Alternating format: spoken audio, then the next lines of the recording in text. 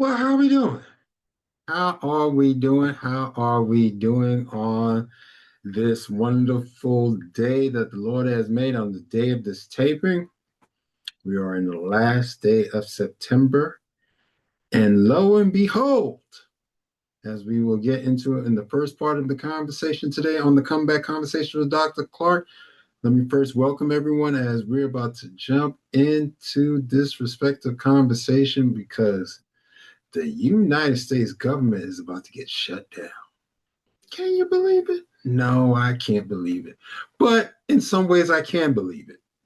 And the reason for that is that as we'll get into the first part of the conversation, this was something that was, manifesting to occur and to happen. So as we get into these conversations, we have to understand that authoritarianism takes its time. It builds its case like anything else. It takes its opportunities to rear its ugly head when it decides or positions itself to. And for all those who, made that assumption that, their vote didn't matter or, I wasn't going to vote because, who cares about voting and all those good conversations and things that alert themselves. We have Black female unemployment. Black females have lost about now close to about 300, close to 330,000 jobs since January. I didn't say a year. I didn't say 2 years. I didn't say over a course of a couple of years. I said since January of this year.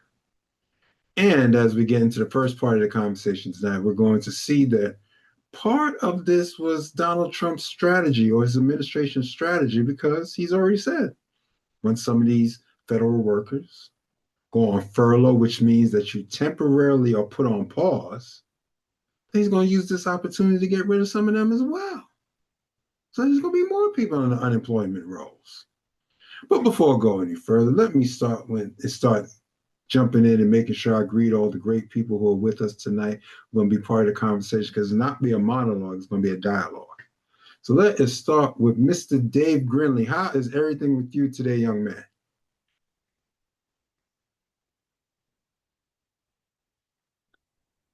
I'm well, coach. I'm well. Good Good. to be in the house. The conversation is always interesting, and I'm Excellent. glad to be here when I am. Excellent, excellent, excellent. Can't wait to hear your participation in conversation. Next up, let us see. Let's go to the young whippersnapper. Let's go to Mr. Calvin Osasami up there in the good old mountains of New York. How is everything with Mr. Osasami? Everything is good. We flowing, we going, ready to be a part of an effective and constructive conversation tonight. Excellent. And we appreciate you being here with us and can't wait to hear your thoughts overall as well. Next up, let us welcome in Miss Danielle Gaskins. How are you doing, young lady? And how's everything in your neck of the woods? Hi, Dr. Clarke. Everything's going good. Excellent, excellent. That is wonderful. That's wonderful. Glad to hear your voice and thank you for joining us this evening. Next up, let us go to Miss Juana Mooring. How is Miss Mooring doing? Good evening. I am great. How are you doing? We're doing good. We no complaints and no reason to complain, even if I was going to complain. But it's going to be an interesting conversation, at least definitely the first part, as we're going to get into this dialogue on situation that's happening. So thank you for joining us. Thank you. Very welcome, very welcome. Let us go to the see now. I know I'm surprised the background is not Kelly Green for this one because Nicole, just be prepared. We got an Eagles fan here. Our Eagles fan is with us tonight, who's gonna probably do the caca and all kind of other stuff. We don't know what's going on. We're gonna get ourselves. We're gonna get us. I totally agree with 2,000% in lockstep. Me and you, Nicole. So let us welcome in none other than the woman who was about to graduate from college, and none other than a big time Philadelphia fan in her own right, Miss Tanya Cooper. How is Miss Cooper tonight? Good evening, everybody, and thank you for the warning, embracing everyone as I say, go birds. Great to All hear is you. well, Dr. Clarke, and thank you for inviting me. Oh no, we appreciate you. You know, we love everyone to be a part of the conversation. We thank you that you taking the opportunity to join us here this evening. Let us go to my brethren down there. Hopefully, you know, is Ishmael, Isabel, or all them other. I know H and I, those particular storms should have already passed by their island, but it's still, you know, churning out there in the Atlantic. None other than Mr. William Richards. How's everything down there, sir? Well, it's like, I have to give God thanks and everything. Mm-hmm. It's like, the Rosh Hashanah, where you have the mosque coming up, that's when the sea is cleaning itself. So, Okay. so you Good. just, give God thanks because he knows exactly what he's doing and he ruled in the affairs of men. So yeah, we just have to let God, justice prevail because he's a God of justice. I like that. I like that. Thanks again for joining us. Thanks again for joining us. Amen and It amen. was a pleasure. Oh, thank you. Thank you. Thank you for joining us. And once again, let me make sure everything is copacetic. Because I see some more people getting themselves signed in, being all good, and the cool and the gang as well. And so I see Mr. Sampson, Ernest, moving towards, see, not too long from now, boy, we'll be celebrating his birthday. What is going on with Mr. Sampson on this fine evening? Hey, good evening. All is well, my brother. Good to see your handsome smile. Yeah, thank you. Appreciate you. Good to have you in the conversation because we're going to have an interesting didactic conversation here tonight. As we see sometimes our choices or even our inaction can create an action. So I can't wait to hear your voice tonight in the conversation. And let me go to my fellow Giants fan. You know, we're outnumbering the Philly people tonight.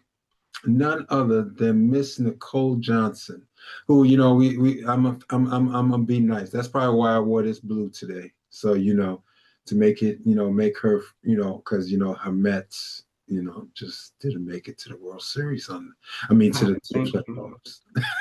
I thank but you. but we got the Giants. But we This got meeting is important, so I came out of my morning to be with us this evening. So thank you for respecting my privacy during this very trying time. Excited to be here. good. That's good. That's good. And it's great to have you here with us tonight. And without further ado, the person who I decided to make a life with, who is a doctor of organizational leadership in her own right, and is, you know, is a very funny individual when you get to know her. She can crack a joke or two. She can crack a joke or two. None other than Dr. Cheryl Clarke. Yes. Hello, everyone. God bless you all. How is everyone? I hope that everyone is doing well. I am doing well, and I can't wait to hear what we got going on tonight. Yes, and yes. We're going to have a great, decent conversation. And so I'm not going to belabor long. So we're going to jump into the first part, the first conversation starter. It's going to be interesting since I know that this is a definitive conversation that needs to be had and we should be aware of. And so as I get this presentation ready to roll, yes. So this is not me doing hyperbole. This is not me making an assumption. This is not me, you know, forecasting or trying to say I prophesied this or, you know, the word. No. This is stuff that we need to be more respectful of and recognize how this affects us as a country. I know Mr. Richards, he gets to view us from the Caribbean, but in some ways it does affect global commerce as well because of the United States government, which is imminently will shut down tonight at 12:01 a.m. Eastern Standard Time, which will be in the month of October, officially in the fourth quarter of this year, we're about to experience another government shutdown. But this one is a little different. See, the other ones, there were times where they were just using it as a negotiation ploy. They would shut down the government. Then in 1 or 2 days, people get some sense and remember why they were sent to Washington, D.C., and they were there to serve the people of their respective parts of the country. And they recognized that shutting down the government is not beneficial to even those respective parts of where they come from.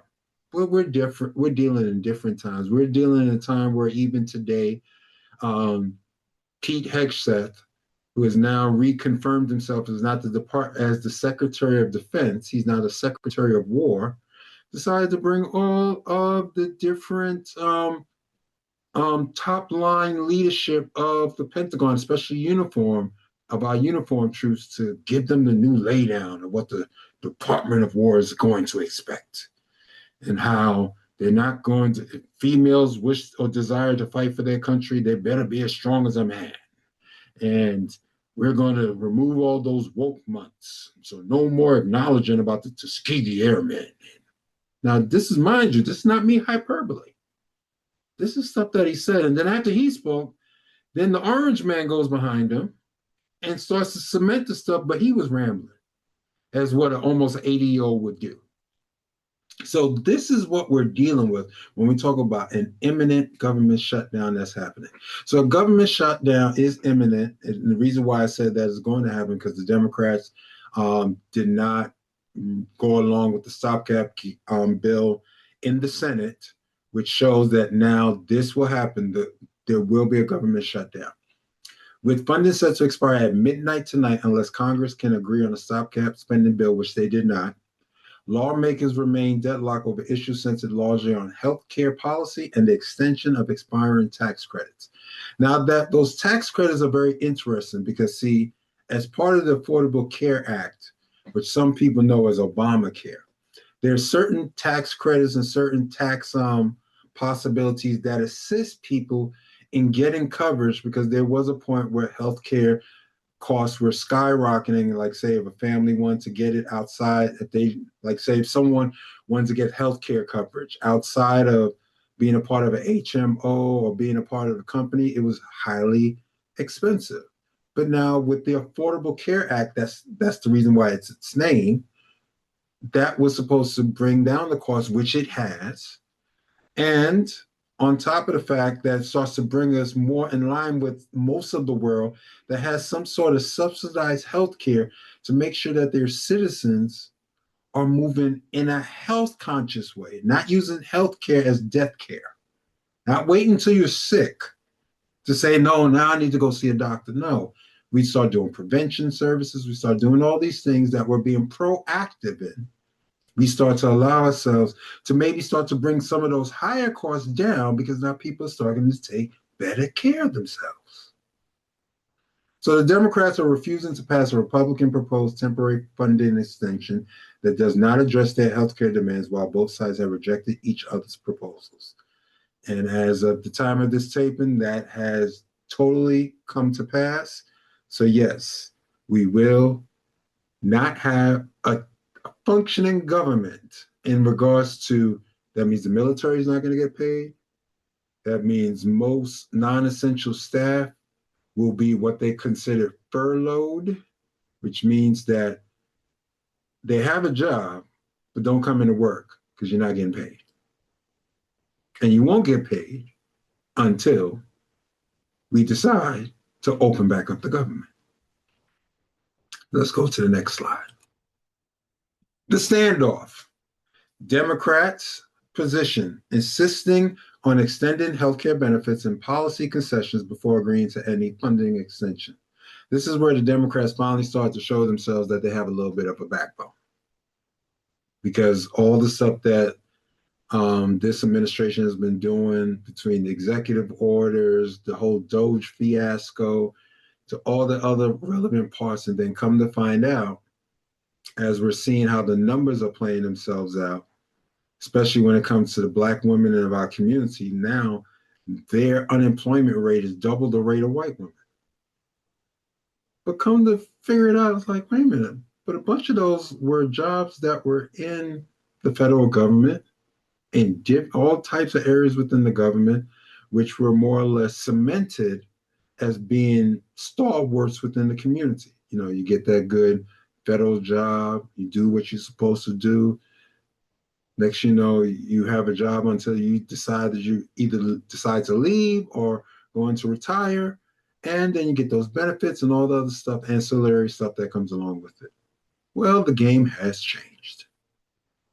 Republicans' position want to maintain current spending levels without additional policy concessions or healthcare expansion. In other words, you know, to heck with the people, especially in those red states, who need SNAP, who need the Affordable Care Act, who at least have some common sense and recognize if you don't just tell them it's Obamacare and they want to say they don't desire it, so you tell them it's Affordable Care Act and then they desire it. See, those individuals. So those are the people, as much as that's going to hurt Black and brown people, it's going to start hurting them just as much if they're not on the top end of the socioeconomic scale. These emergency meetings. President Trump, congressional leaders, and Vice President J.D. Vance have held emergency meetings, but no breakthrough achieved. And see, this is where I want to pause for a moment.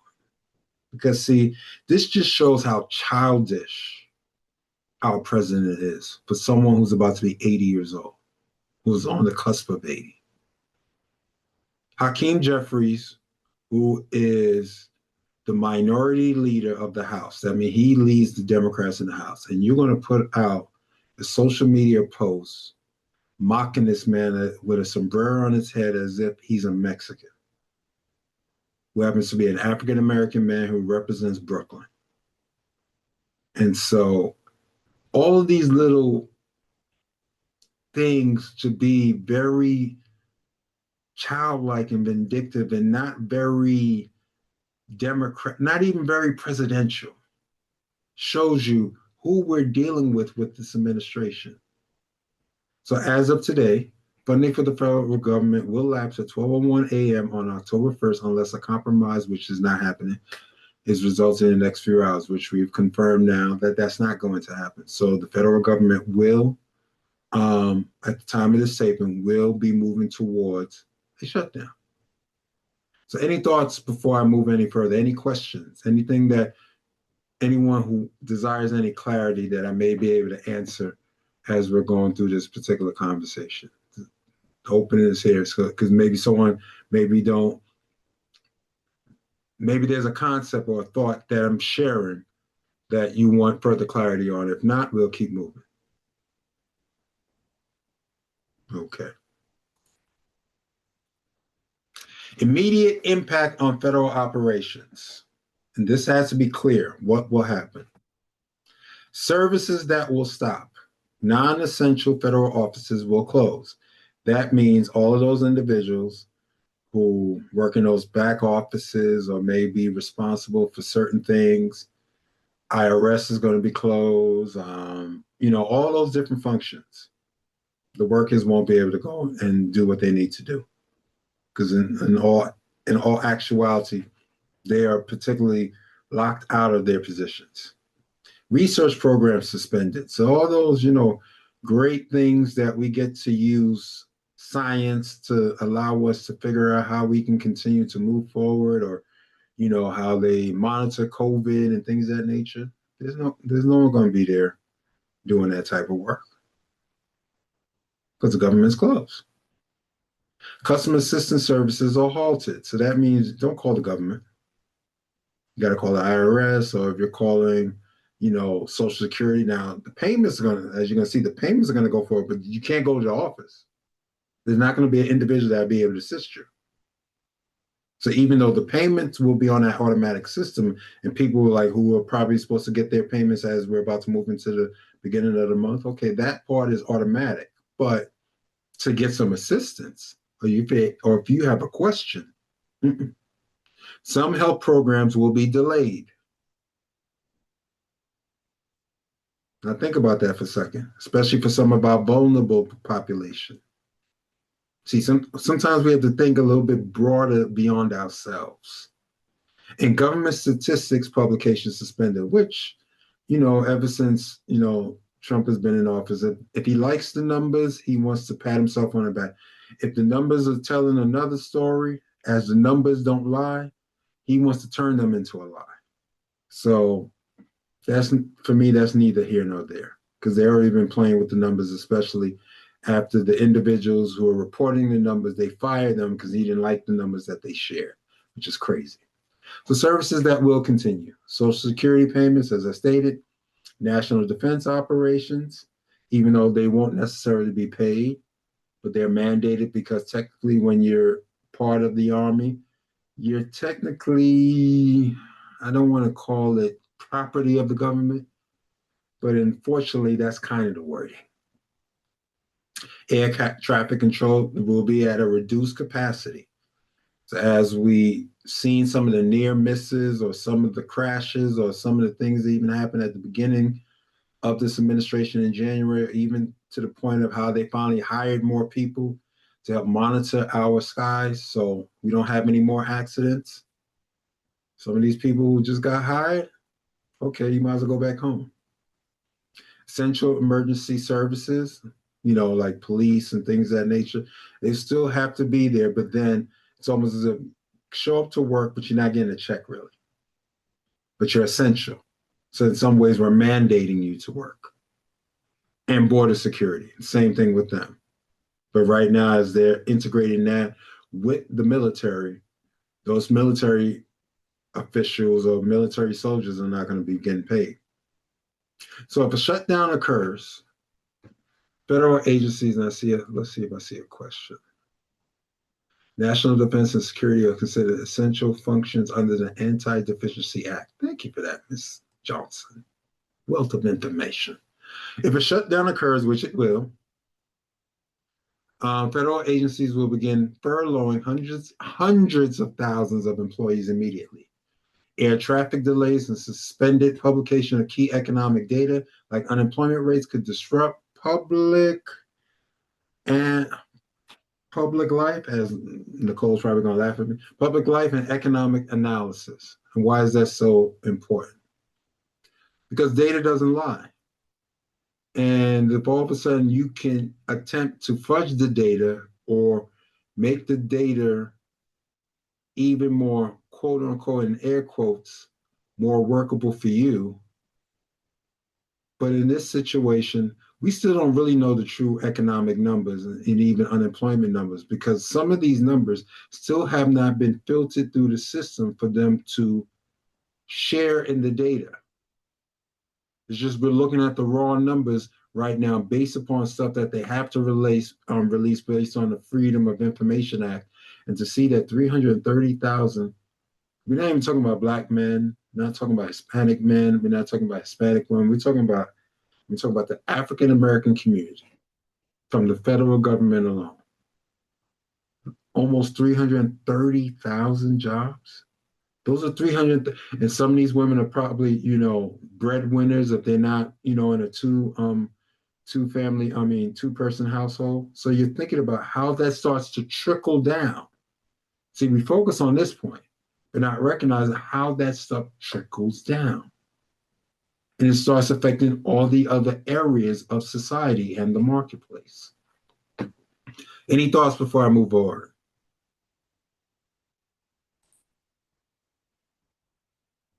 Political fallout and historical context. The last time we had a shutdown, ding, ding, ding, was under the 45th president of the United States, who happens to be the 47th president of the United States. And the length of that last major shutdown was 35 days. So that was 5 weeks. That means for 5 weeks. And during that time, we wasn't talking about what we're going on here. We're talking about 5 weeks, the government was shut down. That was the longest in U.S. history. Now we got an 80 or almost 80-year-old who's about to, only cares about himself. And they're preparing themselves, and the Republicans have already said, as it's starting to come out, is eking out that since the Democrats don't want to play ball with us, we're not going to negotiate once the government is shut down. So that means how long is this thing going to last? How much more is this going to affect the economy? On top of the fact of tariffs, on the fact of the Doge situation, and all these people losing their position, and not even counting the fact of now these furloughed workers were not getting paid. So how are they going to take care of their responsibilities? Because people still need to eat. People still need to take care of their housing expenses. People need to take care of their day-to-day, what it is that they're being as an adult in life. So it's very interesting. And right now, the polling is showing that 60% blame the Republicans, indicates the majority of Americans will blame Republicans if the shutdown occurs, which they might as well start pointing their finger at them. Both parties accuse each other of intransigence with federal agencies, contractors, and affected communities already implementing shutdown contingency plans. The political stakes are high as both sides risk public backlash for this disruption. See, it took the Democrats a little much longer to finally get a backbone, but it's like when they say you push a rat into a corner. After a while, even the rat's going to do what it's got to do to survive. And as the Trump administration has been implementing certain cuts, which is supposed to be in the Congress is supposed to have the purse, not the executive office. So there's been a lot of things that have been happening, which makes no good sense when you understand government. That why is Donald Trump talking about, okay, I'm going to withhold $600 million here, I'm going to take away money from the HBCUs and all. It's like, wait a minute, no. The executive is supposed to share that information, and then Congress is supposed to say, okay, how can we negotiate this and work this thing out? And they have power of the purse. Where this particular Congress has given the president, free reign, which makes no sense. What happens next?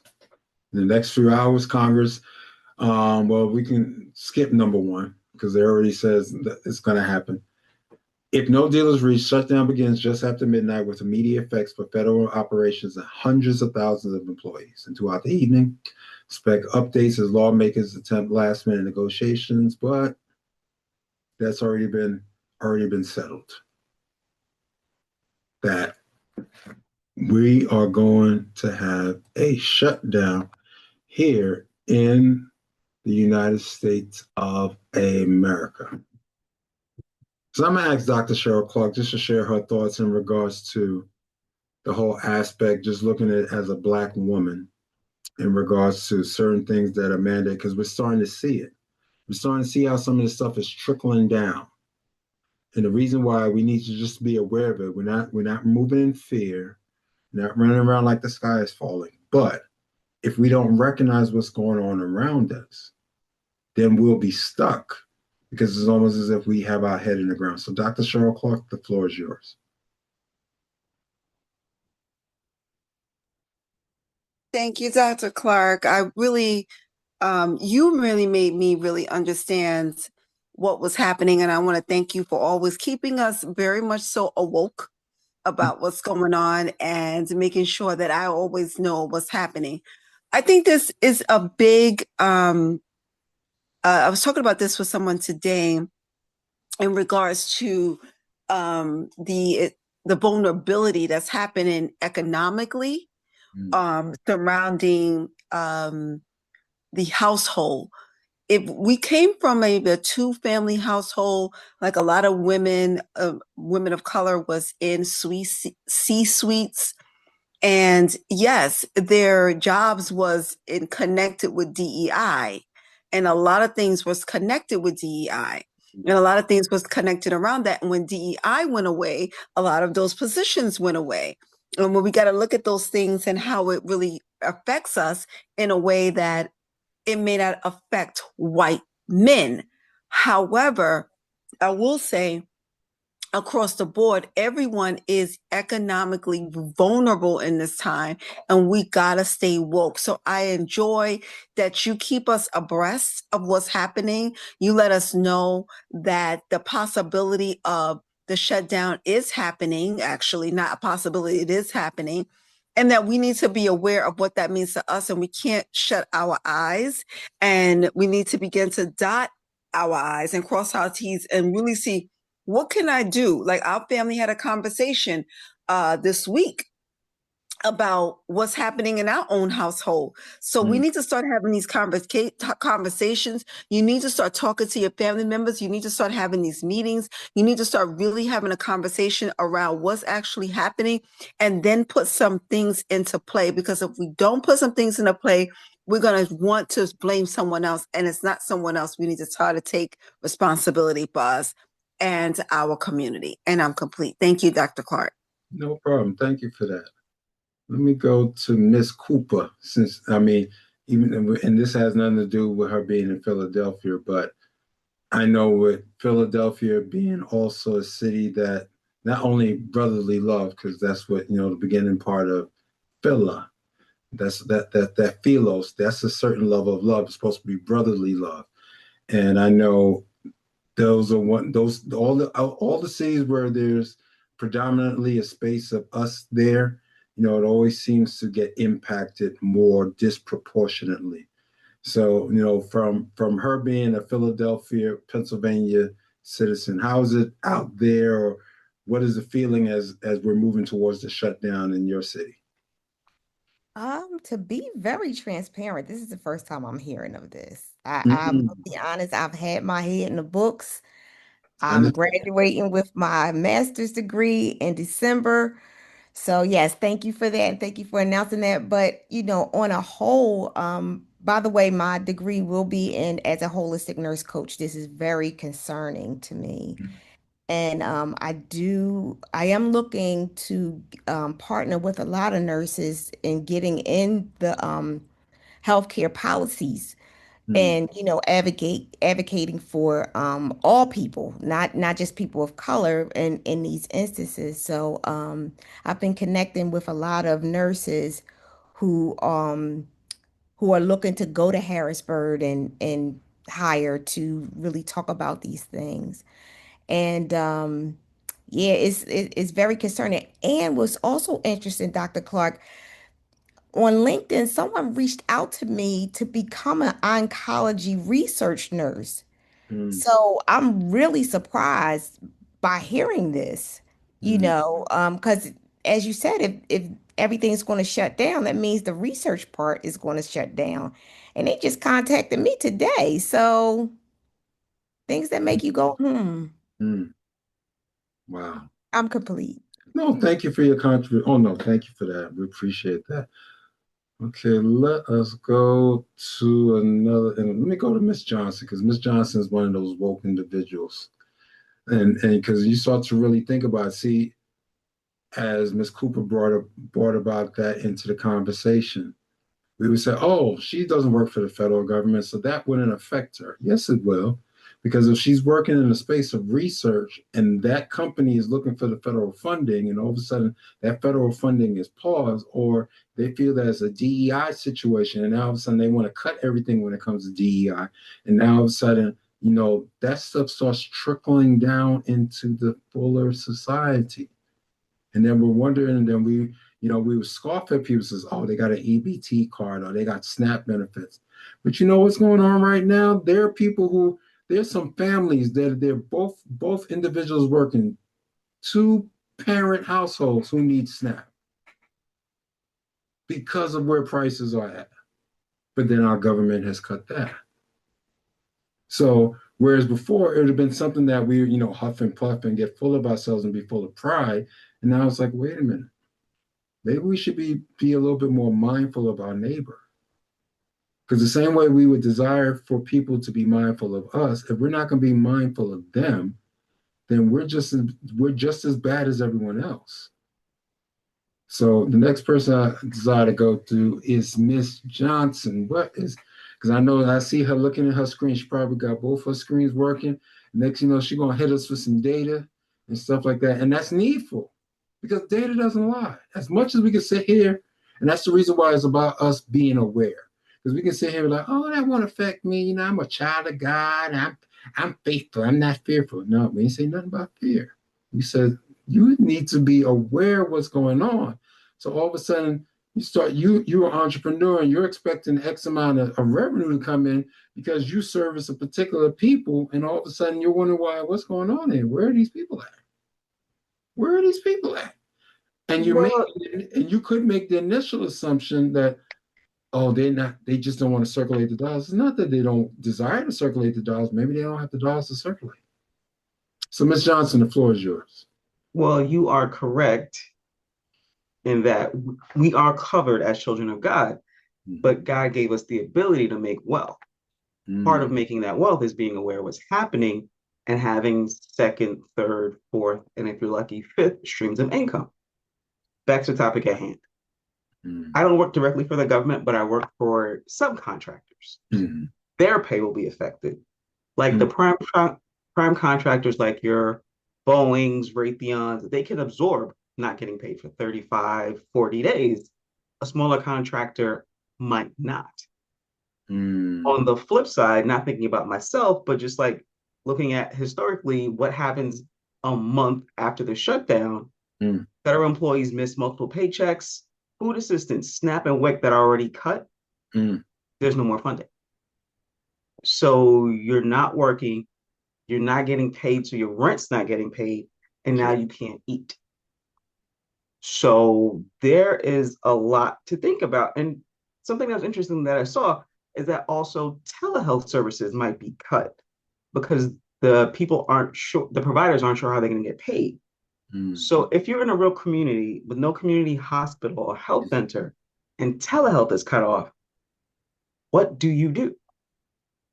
It's kind of like besides ICE and the crime happening in other areas, it seems like this shutdown is part of this very fear-mongering statement, a population reduction program.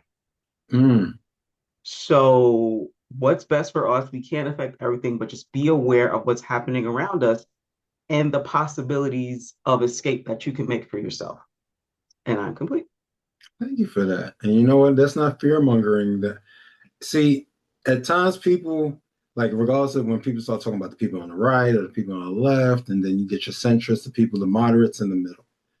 And what's really starting to happen, that's part of being woke. People think that when you're being woke, that means you're extremely left. Black people are the most conservative people in the country. Let's get that straight. African Americans, people of African descent, are the most conservative people. When you look at our ethos, we are more conservative. We are the true conservative. That's why at one point we were Republicans, especially right after the Civil War. We migrated towards the Republican Party because that was a party of Lincoln. That was a party of inclusion. That was the party that was conservative. Where the Democrats were the ones that were the racists. And somehow the 1950s rolled around and all of a sudden that thing just started morphing and started changing. Whereas the Democrats were just so staunchly against, and they were against civil rights, they were against everything else. That was the Democratic Party. But right as when JFK got elected in 1960, there was a shift. Because now the more Northerners started recognizing what the people in the South were doing. So all of a sudden, we started instead of voting Republican, now all of a sudden we started voting more Democrat. But as we started to see, either party hasn't really served us in a very long time. But I'm saying that to bring and juxtapose the question, which I'm about to go to Mr. Grinley, because I know his brain is churning and he comes up with one of those philosophical questions to ask. But we have to really ask the question. If people don't have the finances and people feel that there's no way out, they can't take care of their basic needs. And I know my wife can break down even further when it comes to about, Maslow's hierarchy of needs. And we'll come to you as well, Ms. Osa Sammy, after we get the thought from Mr. Grinley. It's almost as if, and that's why when Nicole prefaced her statement, said she didn't want to be considered fear-mongering, because when you kind of see how this thing is playing out, if you have a historical view, this is more or less, you're attempting to create an authoritarian society that you can almost claim martial law around. Because if people are not dealing with their basic needs or getting their basic needs met, they will start to go to a different perspective or a different way of moving, which may not be beneficial in the process. And as we are seeing, as we continue to see gun violence all over the place, and I'll be the one, and I know I'm not fear-mongering when I say this white-on-white crime that keeps happening, because people want so badly to defend their Second Amendment rights. And I have no problem with the Second Amendment. The Second Amendment hasn't killed anybody. These situations are white-on-white crime that have been occurring, or white-on-white, or white-on other people crime, when you're talking about schools or churches or crashing into church buildings, or shooting people who are attempting to relax while they're just listening to some music, and all the different things, the scenarios. And you're sitting there like, what is going on here? So now you're going to shut down the government to furlough people. And then you got the audacity to already say, not only you're furloughing them, but while they're furloughed, you're going to take advantage of the possibility of firing some of these people. So now we're not even talking about furlough, which means you have a position that you've been competent in. You get furloughed, and now you find out via email, or don't come back because we've eliminated your position. It's like, wait a minute, what are you doing? What are we doing? And then where are these people supposed to do? Then we're dealing with them from maybe a psychological or a mental health aspect, and then everything starts to trickle down. So there are certain things in life that we have to be much more aware of, that even though we may say it's not affecting my home, it is. Because if you're part of a community, you start to recognize, like, yo, you're going to check on that older person in your community who, I remember back in the day, they said some of the older women that used to go into supermarkets and buying all this cat food. Like, she got a bunch of cats. It's like, no, she's buying cat food for her. That's all she can afford. So now we fast forward into 2025, into the first quarter of the 21st century, and it's like, we may see this thing experience like that again, and we're not going to have our antennas up to be aware that the game is attempting to be changed right in front of us. Then we will be at fault if we don't stay aware and woke.